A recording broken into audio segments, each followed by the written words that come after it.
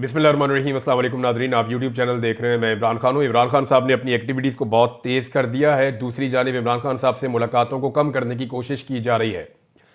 अब सिचुएशन मैंने आपके सामने जो रखी, गुज़िश्ता 2 वीलॉग्स में चीज़ें उसी तरफ जा रही हैं। इमरान खान साहब जो हैं वो इस बात को भांप चुके हैं कि मुज़ाकरात के बहाने हुकूमत 26 नवंबर के साने को डाउन करना चाहती थी और वो टाइम लेना चाह रहे हैं, और पाकिस्तान तहरीक इंसाफ ने उनकी ये मदद ऑलमोस्ट कर दी है। अब इमरान खान साहब का जो स्टेटमेंट है पहले आप वो सुन लें, फिर चीज़ें आपके सामने रखता हूं कि इमरान खान की अडियाला जेल में वकला से और मीडिया से गुफ्तगू हुई है और ये स्टेटमेंट उनके अपने ट्विटर अकाउंट से शेयर किया गया है। मुज़ाकरात के हवाले से गैर संजीदगी का अंदाज़ा इस बात से लगाया जा सकता है कि मुज़ाकराती कमेटी से मेरी मीटिंग तक नहीं करवाई गई। ऐसा लगता है जैसे मुज़ाकरात का मकसद सिर्फ और सिर्फ वक्त का ज़िया था ताकि 26 नवंबर के इस्लामाबाद कत्ल पर अवामी रद्द-ए-अमल या रिएक्शन को कम किया जा सके। 26 नवंबर को पुरअमन शहरियों का कत्लेआम किया गया, उनको सीधी गोलियां मारकर डी चौक में खून से नहलाया गया। हमारे कई अफराद अब तक लापता हैं। किसी भी महज़्ज़ब माशरे में ऐसा वाक़या होने के बाद गोलियां चलाने वाले अपने अंजाम को पहुंच चुके होते, लेकिन यह हुकूमत अभी तक एक जुडिशल कमीशन की तश्कील नहीं कर पाई। जुडिशल कमीशन की हैसियत थर्ड अंपायर की होती है और सिर्फ एक गैर जानिबदार कमीशन ही 26 नवंबर और 9 मई के शोहदा को इंसाफ दिलवा सकता है। अगर इस कत्लेआम को दबा दिया गया तो पाकिस्तान में किसी का जानो माल महफूज नहीं होंगे। मेरा वाज़ेह पैगाम है कि अगर मुज़ाकराती अमल को लेकर हुकूमत यूं ही गैर संजीदा रही और जुडिशल कमीशन ना बनाया तो मुज़ाकरात को अगली मीटिंग के बाद रोक दिया जाएगा। 9 मई का फॉल्स फ्लैग ऑपरेशन भी एस्टेब्लिशमेंट की जानिब से ही किया गया था। उस रोज चौकियों से फौज और पुलिस हटाकर खुद ही आग लगाई गई और सीसीटीवी फुटेज भी चुरा ली गई। हम इन दोनों वाकयात की शफाफ तहकीकात चाहते हैं। हमने इस सिलसिले में बारहा सुप्रीम कोर्ट से भी मुतालबा किया है। 3 साल से इस मुल्क में आइन और कानून और इंसानी हुकूक की पामाली जारी है। लोगों के घरों का तकद्दुस पामाल करके उनको अगवा किया जा रहा है, तशद्दुद और जबर किया जा रहा है, उनके घर और कारोबार तबाह किए गए हैं। हमारे हर टिकट होल्डर के लिए उनके हलकों में जिंदगी तंग कर दी गई। मेरा अपना घर 2 मरतबा तोड़ा गया। हमने इस सिलसिले में लाहौर हाई कोर्ट से रुजू किया। यह केस जस्टिस बाकिर नजफी की सरबराही में 5 जजेस ने सुना, मगर 1.5 साल से उसका फैसला महफूज है और सुनाया नहीं जा रहा। फिर हमने इस्लामाबाद हाई कोर्ट में जस्टिस आमिर फारूक और सुप्रीम कोर्ट में काजी फायद ईसा से भी रुजू किया, लेकिन उन दोनों ने एस्टेब्लिशमेंट के ओपनिंग बैट्समैन का किरदार अदा किया। जो हमारे बेकसूर लोग मिलिट्री तहवील में रहे उन पर शदीद तरीन ज़हनी और जिस्मानी तशद्दुद किया गया। मेरी इतला के मुताबिक 3 लड़कों ने दौरान हिरासत खुदकुशी की कोशिश की। समी वजीर की हालत इस तशद्दुद का मुंह बोलता सबूत है। इससे पहले जो कुछ तहरीक इंसाफ के रहनुमाओं शहबाज गिल, आजम सवाती समेत दीगर के साथ किया गया वो भी किसी से ढका छुपा नहीं है। जिले शाह को बेदर्दी से कत्ल किया गया। इंतजार पंजूता से जानवरों की तरह सलूक किया गया। यह कौन सा उसूल है कि जो तहरीक इंसाफ छोड़ देगा वो 9 मई के इल्जाम से बरी है और जो नहीं छोड़ेगा उस पर हर किस्म का तशद्दुद और दबाव जायज है। हमें पाकिस्तानी निज़ाम अदल से बार बार रुजू करने के बावजूद भी इंसाफ नहीं मिल सका, जिसके बाद हमारे पास बैनुल अक़वामी फोरम्स पर आवाज उठाने के अलावा कोई रास्ता नहीं बचा है। पाकिस्तान की हुकूमत इंसानी हकूक को लेकर बैनुल अक़वामी कवानीन और मुआहिदों की पाबंद है। मैंने वकला को हदायत की है कि इन मामलात को आलमी फोरम्स पर उठाया जाए और पाकिस्तान में जारी इंसानी हुकूक की खिलाफ वर्जियों पर अपनी आवाज दुनिया तक पहुंचाई जाए। मेरा ओवरसीज पाकिस्तानियों को भी यही पैगाम है कि पाकिस्तान में जमहूरियत और इंसानी हुकूक का खात्मा करके जंगल का कानून नाफिज कर दिया गया है। इसलिए आपकी जानिब से तरसीलात ज़र का बाइकॉट बहुत अहम है। पाकिस्तान में मुकीम आपके प्यारों को भी वही हुकूक हासिल होने चाहिए जो आपको बैरून मुमालिक में हासिल है। जब तमाम एजेंसियों को एक सियासी जमात को कुचलने पर लगा दिया जाएगा फिर दहशतगर्दों से कौन लड़ेगा। यही रिमार्क सुप्रीम कोर्ट के जजेस जस्टिस अतर मिनुल्लाह और जस्टिस मंदोखेल ने भी दिए हैं कि खुफिया इदारों को सियासी इंजीनियरिंग पर लगा दिया गया है। झूठ बोलकर हमारी हुकूमत पर तालिबान की आबादकारी का इल्जाम लगाया गया। हमारी हुकूमत के दौरान बल्कि हुकूमत के खात्मे के 1 साल बाद तक भी दहशतगर्दी ने सर नहीं उठाया था। यह सब कुछ उन्हीं का कसूर है जो बलूचिस्तान के हालात के जिम्मेदार हैं। इन सब तजर्बात की बदौलत पाकिस्तान में मईशत का हाल बदतरीन है। वर्ल्ड बैंक की हालिया रिपोर्ट के मुताबिक मजीद 1 करोड़ 30 लाख अफराद गुर्बत की लकीर से नीचे जा चुके हैं। अदलिया, नैब, FIA, पुलिस समेत हर इदारा तहरीक इंसाफ के पीछे लगा दिया गया है, जिसकी वजह से मुल्क का सियासी और माशी निज़ाम दरम बरम है और अदम इस्तेहकाम उरूज पर है। जब तक सियासी अदम इस्तेहकाम रहेगा, ग्रोथ रेट सिफर होगा। यह सब 10 साला आमरीत के मंसूबे को मजबूत करने के लिए किया गया है। जो भी इस लाकानूनियत का साथ देता है, उसकी अरबों की चोरी माफ कर दी जाती है। पाकिस्तान की तारीख में किसी लीडर पर 280 केसेस नहीं बनाए गए। ऐसा सिर्फ जनरल याया ने मुजीबुर रहमान के साथ किया था, जो मेरे साथ किया जा रहा है। एक और चीज इमरान खान साहब ने क्लियर की है बुशरा बीबी के हवाले से।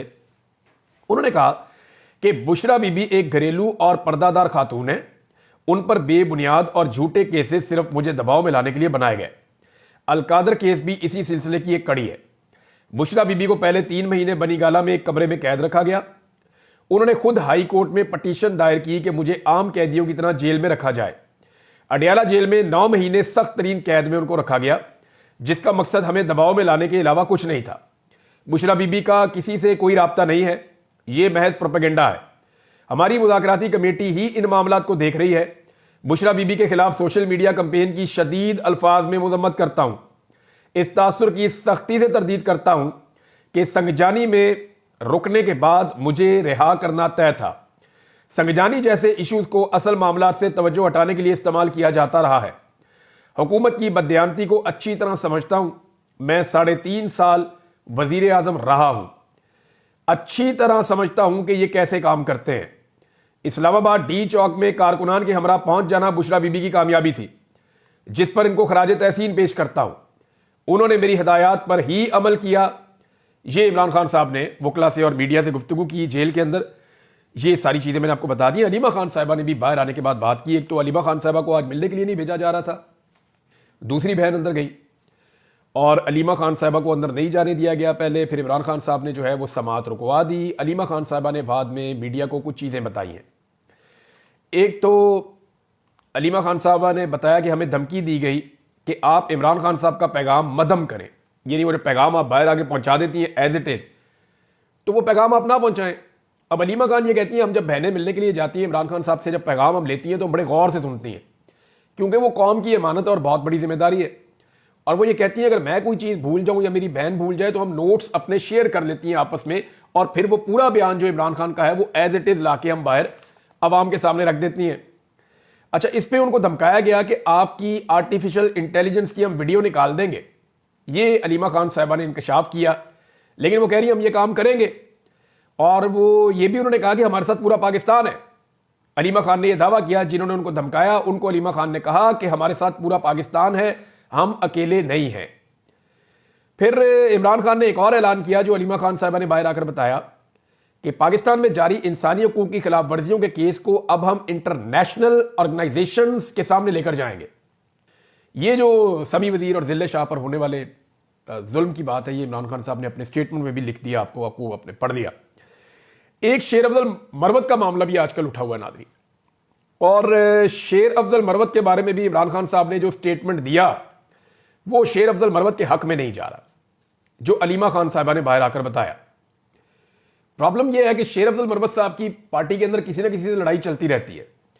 पहले इनकी अली अमीन गंडापुर से लड़ाई थी। अली अमीन गंडापुर इनको बुरा भला कहते थे, ये अली अमीन गंडापुर को कहते थे निजी महफिलों में।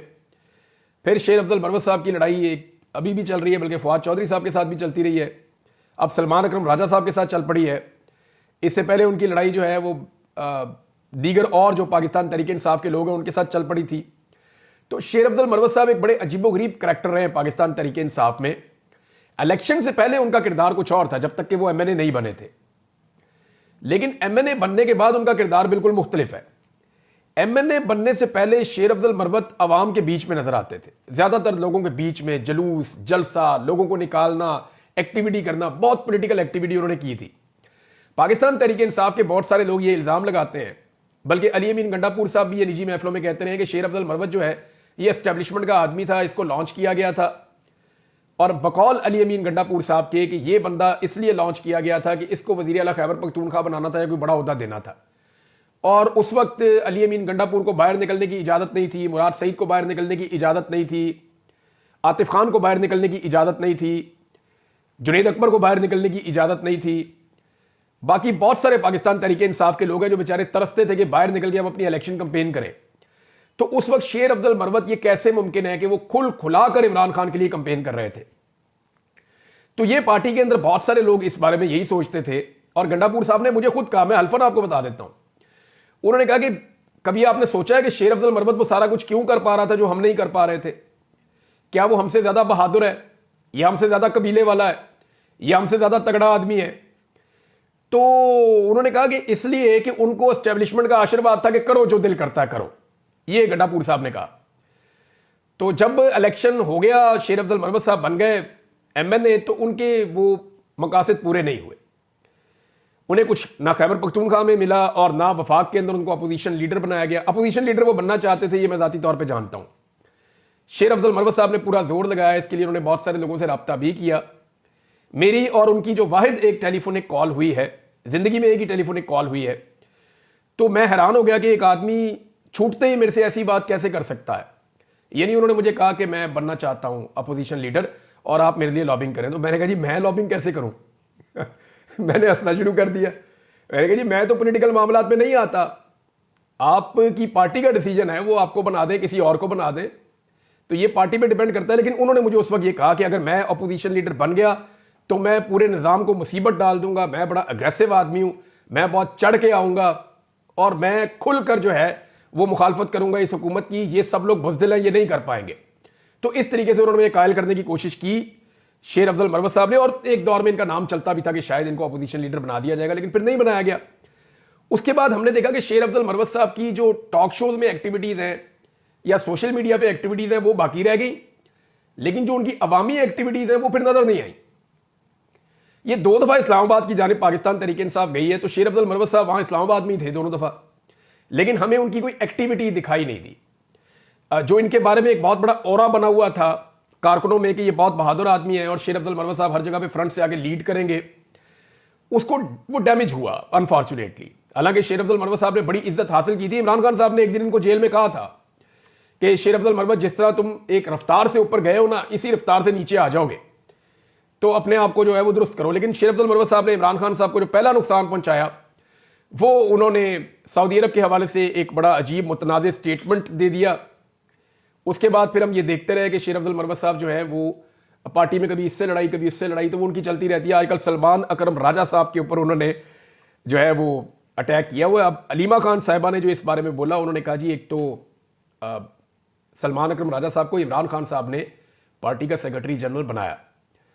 इससे पहले भी एक सेक्रेटरी जनरल पार्टी के ऐसे थे जो इमरान खान साहब ने अपनी पार्टी के लोगों से पूछा कि आप ये मुझे इजाज़त देते हैं कि मैं नॉमिनेट कर दूं, तो पार्टी ने जब उनको अलाउ किया तो उस वक्त इमरान खान साहब ने जहांगीर तरीन को ओहदा दिया था। ये मुझे बात बताई थी डॉक्टर आरफ अलवी ने, काफ़ी पहले की बात है, जब आरफ अलवी साहब सदर पाकिस्तान भी नहीं बने थे, तब बताई थी उन्होंने मुझे ये बात। तो ये इमरान खान साहब ने अपने इख्तियार को इस्तेमाल करते हुए सलमान अकरम राजा साहब को चुना है। कुछ देखा है तो उन्होंने चुन लिया। अब यहां पे अलीमा खान साहबा कहती हैं वो इमरान खान की चॉइस है तो ऐसा ना किया जाए। साथ ही उन्होंने एक और बात की कि इमरान खान ये समझते हैं कि उनकी पार्टी में लोग इन्फिल्ट्रेट किए गए हैं, यानी उनकी पार्टी में लोग इंजेक्ट किए गए हैं और ऐसे लोग उनकी पार्टी में हैं जो जासूस टाइप के लोग हैं। इस तरह से ये रिपोर्ट हुआ है। बहरहाल मरवत साहब को जो है वो उनकी बड़ी मकबूलियत है पाकिस्तान तहरीक इंसाफ में, अभी भी कुछ नहीं बिगड़ा। वो अपने मामलात को इमरान खान के ताबे करके और उस अंदाज में अगर चलेंगे तो मेरे ख्याल में चीज़ें ठीक रहेंगी। अदरवाइज ये पाकिस्तान तहरीक इंसाफ बड़ी जालिम पार्टी है। मैंने इसके अंदर परवेज खटक को जो है वो टके टुकड़ी होते हुए देखा है, मैंने इसमें महमूद खान को टके टुकड़ी होते हुए देखा है, मैंने इसमें बहुत सारे लोग जिनके बड़े बड़े नाम थे, यानी असद उमर को इमरान खान साहब के बाद नायब कहा जाता था कि ये ब्रेन है, तो मैंने टके टुकड़ी होते हुए देखा है बहुत लोगों को। तो शेर अफजल मरवत साहब को तो अभी ज़्यादा टाइम भी इस पॉलिटिकल पार्टी में नहीं हुआ। पाकिस्तान तहरीक इंसाफ ने, क्योंकि इमरान खान साहब ने फैसला किया कि बैनुल अक़वामी सतह पर चीज़ों को लेकर जाएंगे, और वैसे भी अब चीज़ें बैनुल अक़वामी सतह पर जा रही हैं, कुछ डॉक्यूमेंट्रीज बन रही हैं, कुछ एविडेंसेस कलेक्ट किए जा रहे हैं, जो स्पेशली जो बरतानिया में पार्लियामेंट्री ब्रीफिंग होने जा रही है, अमेरिका में कांग्रेशनल मीटिंग होने जा रही है, और उसके बाद अमेरिका में एक बाइंडिंग रेजोल्यूशन जो है वो पास करवाने की पाकिस्तानी ओवरसीज कोशिश कर रहे हैं। अगर ये एक्टिविटीज हो जाती हैं तो नेक्स्ट फेज के अंदर, क्योंकि इस वक्त कनाडा में अपनी सिचुएशन उनकी इतनी अच्छी नहीं है, उनके अपने रौले पड़े हुए हैं, तो कनाडा में भी इस किस्म की एक्टिविटीज ओवरसीज प्लान कर रहे हैं जबकि यूरोप में जो होने जा रहा है, यूरोपीय यूनियन और यूरोप में, ये आप देखेंगे आने वाले दिनों में। लेकिन पाकिस्तानियों की एक बहुत अच्छी बात है, मेरी जितने भी ओवरसीज पाकिस्तानियों से बात हुई है, अब वो चाहे पाकिस्तान तरीके इंसाफ से उनका ताल्लुक है, और बहुत सारे ऐसे हैं जिनका ताल्लुक है ही नहीं, वो सिर्फ पाकिस्तान की बात करते हैं। वो ओवरसीज एक ही बात करते हैं कि हम पाकिस्तान के ऊपर किसी भी एक पाबंदी के हक में नहीं है। हम नहीं चाहते कि पाकिस्तान के ऊपर एक टके की या कोई एक लफ्ज की पाबंदी भी लगे। वो ये कहते हैं कि हम पाबंदियां उन बंदों पे लगाना चाहते हैं जिन्होंने पाकिस्तान को यहां तक पहुंचा दिया है। वो ये कहते हैं कि रजीम चेंज ऑपरेशन के किरदार हो या जुल्म और फस्तायत के पीछे छुपे हुए दस्ताने पहने हुए हाथ हो। वो कहते हैं जी हम इन सारों को फिक्स करना चाहते हैं, वो लोग जो इस्तेमाल हुए वो भी और जिन्होंने इस्तेमाल किया वो भी। और ये लगभग 1-2 दर्जन लोग हैं जिन्होंने पाकिस्तान में उदम मचाया हुआ था। इनके खिलाफ वो चाहते हैं कि बैनुल अक़वामी पाबंदियां लग जाएं, और इसके लिए ओवरसीज पाकिस्तानी काम कर रहे हैं।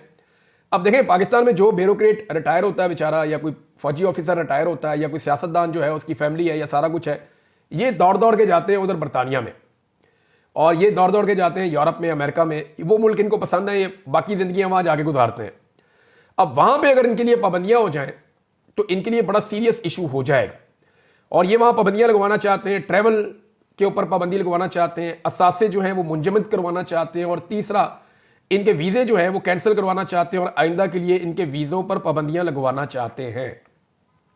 ये ओवरसीज पाकिस्तानी चाह रहे हैं कि इंडिविजुअल्स को, उन इनफरादी शख्सियात को टारगेट किया जाए जो जुल्म और जबर और फस्तायत की अलमबरदार है, ना कि पाकिस्तान को कोई नुकसान पहुंचे। तो ये अच्छी स्ट्रेटजी है, मेरे ख्याल में सबकी यही होनी चाहिए। हालांकि बेनजीर भुट्टो साहिबा ने एक दौर में यह भी कहा था कि पाकिस्तान की इमदाद ही बंद कर दी जाए, और उन्होंने यह कहा था कि पाकिस्तान की इमदाद को मशरूत कर दिया जाए पाकिस्तान में इंसानी हुकूक की पाबंदियों के हवाले से। वो ये कहती थी कि पाकिस्तान के जो मिलिट्री जनरल्स हैं वो पाकिस्तान में जुल्म और ज्यादती करते हैं, तो जब उन्हें यह नजर आता है कि वो जुल्म और ज्यादती कर रहे हैं, इसके बावजूद पाकिस्तान को इमदाद मिल रही है, तो वो जुल्म और ज्यादती को बंद क्यों करें।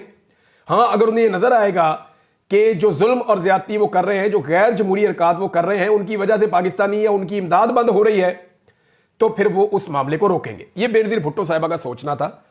इस पे उनका बाकायदा एक इंटरव्यू भी मौजूद है, मैंने थोड़े दिन पहले उसको रिपोर्ट भी किया था। पाकिस्तान तहरीक इंसाफ एक ट्रांसमिशन भी करने जा रही है, ये बड़ी इंपॉर्टेंट ट्रांसमिशन है, इसकी मेरे पास यहां खबर मौजूद है।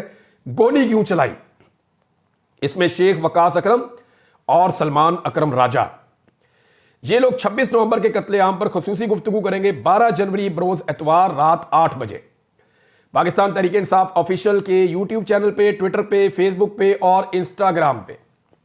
अब देखना यह है कि इंटरनेट बंद किया जाता है या नहीं किया जाता, क्योंकि $1 मिलियन का नुकसान होता है 1 घंटे में। जब आप इंटरनेट को डाउन करते हैं तो 1 घंटे में $1 मिलियन का नुकसान हो जाता है। अब देखना यह है कि यह हुकूमत पाकिस्तान तहरीक इंसाफ को 26 नवंबर के कत्लेआम पे खसूसी गुफ्तगू करने देती है, या उस बीच में पाकिस्तान में इंटरनेट को डाउन करके पाकिस्तान का $1 मिलियन का मजीद नुकसान करती है। अपने सियासी फायदों के लिए पाकिस्तान की हुकूमत और एस्टेब्लिशमेंट ने पाकिस्तान की इकोनॉमी को बहुत ज्यादा नुकसान पहुंचाया है। पंजाब में एक नई पुलिस बनाने की तैयारी की जा रही है नाज़रीन। ये पुलिस बना रहे हैं जी कि ये एहतजाज करने वाले जो लोग हैं इनको कंट्रोल करना है। किसान आ जाएं, मजदूर आ जाएं, डॉक्टर आ जाएं, पॉलिटिकल पार्टी आ जाए, इनको कंट्रोल करना है। तो ट्रेंड बंदे नए लाए जा रहे हैं, उनके लिए नई गाड़ियां, नया सामान, सारा कुछ। बल्कि उन्हें ट्रेंड कुत्ते दिए जाएंगे जो कुत्ते लोगों को भगाएंगे, यानी ऐसे कुत्ते ट्रेंड किए जाएंगे जो कुत्तों के, यानी अब अवाम पे कुत्ते छोड़ने हैं इन्होंने। नौजवानों के ऊपर एक तरफ कहा जाता है नौजवानों में आपकी बाहूं, दूसरी तरफ नौजवानों के लिए कुत्ते ट्रेंड हो रहे हैं कि नौजवानों के ऊपर जब वो एहतजाज करेंगे अपना हक मांगने के लिए तो उन पे कुत्ते छोड़े जाएंगे कि इन पे कुत्ते छोड़ो, इनको भगाओ। तो ये डॉन के अंदर खबर छपी है। इस किस्म की प्लानिंग पंजाब में की जा रही है, इसके लिए बहुत बड़ा बजट भी रखा गया है। तो तरजीहात आप पाकिस्तान की देख लें। दूसरी तरफ मरियम नवाज ने जो खौफ फैलाने की कोशिश की, तलबा को डराती हैं हर जगह पे जाके, देखो बच्चों अगर आप एहतजाज करोगे तो आप पे पर्चे हो जाएंगे, आप गिरफ्तार हो जाओगे, आपका ये कर देंगे, आपका वो कर देंगे, तो आपने किसी की बात नहीं माननी। यानी वो ये कहती है कि जो साड़ी नहीं मननी तो किसी दी ना मनो। तलबा ने जो मरियम नवाज का पोल खोला ना मरियम नवाज के यूनिवर्सिटी से वापस जाने के बाद, यानी वो इंटरव्यूज कुछ रिपोर्टर्स ने किए, वो खराज तहसीन के लायक हैं। जो मकामी सहाफ़ी हैं वो पहुंच गए, उन्होंने जाके तलबा से पूछा बताओ जी मरियम नवाज आ रही है या मरियम नवाज आई है, दसो की लभ्या। तो तलबा ने जो बैंड बजाई है, यानी 90% से ज्यादा बच्चे जो हैं उन्होंने वो चीजें सुनाई है कि वो सुन के आप कानों को हाथ लगाएंगे। मरियम नवाज के हवाले से कि वो उनको किस लेवल का लीडर समझते हैं। अब हसान नियाज़ी का नाम लेकर उन्होंने डराया था, तो हसान नियाज़ी की वालदा का भी उन्होंने कहा जी उनकी वालदा के दिल पे क्या गुजरती होगी, तो वालदा का स्टेटमेंट आ गया। जरा हसान नियाज़ी की वालदा का स्टेटमेंट सुनिए। वो कहती है जी मैंने हसान नियाज़ी से कहा कि मुझे खुशी है कि उसे 10 साल सजा हुई है, अगर उसे 2 साल सजा होती तो मुझे अफसोस होता। मेरा बेटा फस्तायत के दौर में जुल्म के खिलाफ खड़ा है और मुझे उसके ऊपर फख्र है। यह है जी हसान नियाज़ी की वालदा। तो मरियम नवाज की सोच क्योंकि और तरह की है, इन्होंने बेशुमार पैसा इकट्ठा किया है, ये अपनी औलाद को लेकर कुछ और सोचते हैं। तो पाकिस्तान में बेशुमार वालिदैन ऐसे हैं जो अपनी औलाद की कुर्बानी देते हैं। आप देखें ना, आप शोहदा के घर चले जाएं, चाहे वो फौजी है या पुलिस वाला है या कोई आम आदमी है, अरशद शरीफ की वालदा के घर चले जाएं, वो आपको अफसोस नहीं करती, वो अपने बेटे पे फख्र करती है। और ये वो लोग हैं जिन्होंने अपने बच्चों को जानबूझकर खतरे के मुंह में भेजा है। ये ऐसा है और बेशुमार लोगों के साथ है और लगातार है, लेकिन लोग अपना मौक़िफ़ नहीं बदल रहे। कुछ और चीजें शेयर करता हूं लेकिन अगले वीलॉग में। अब तक के लिए इतने, अपना ख्याल रखिएगा, अपने चैनल का भी। अल्लाह हाफ़िज़।